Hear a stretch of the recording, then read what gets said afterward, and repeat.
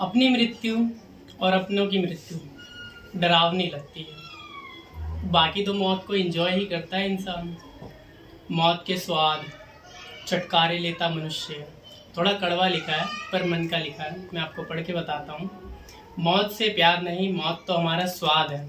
बकरे का, गाय का, भैंस का, ऊँट का, सूअर का, हिरन का, तीतर का, मुर्गे का, हलाल का, बिना हलाल का, ताज़ा बकरे का, भुना हुआ, छोटी मछली, बड़ी मछली, हल्की आंच पर सिका हुआ, न जाने कितने बल्कि अनगिनत स्वाद हैं मौत के।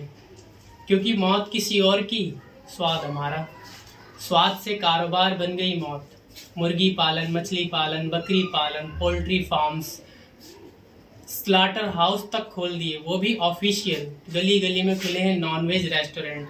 मौत का कारोबार नहीं तो और क्या है। मौत से प्यार और उसका कारोबार इसलिए क्योंकि मौत हमारी नहीं है, मौत है जानवरों की, जो हमारी तरह बोल नहीं सकते, अभिव्यक्त नहीं कर सकते, अपनी सुरक्षा स्वयं करने में समर्थ नहीं है। उनकी सहायता या बोले उनकी असहायता को हमने अपना बल कैसे मान लिया। कैसे मान लिया कि उनमें भावनाएं नहीं होती या उनकी आहें नहीं निकलती।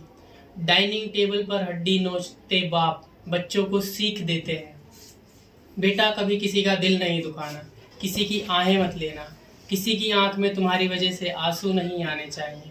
बच्चों में झूठे संस्कार डालते बाप को अपने हाथ में वो हड्डी दिखाई नहीं देती जो इससे पहले एक शरीर थी, जिसके अंदर इससे पहले एक आत्मा थी, उसकी भी एक माँ थी, जिसे काटा गया होगा, जो कराहा रहा होगा, जो तड़पी होगी, जिसकी आहें निकली होंगी। कैसे मान लिया कि जब धरती पर अत्याचार बढ़ेंगे तो भगवान सिर्फ तुम इंसान की रक्षा के लिए अवतार लोगे। क्या मूक जानवर उस परम पिता परमेश्वर की संतान नहीं है? क्या उस ईश्वर को उनकी रक्षा की चिंता नहीं है?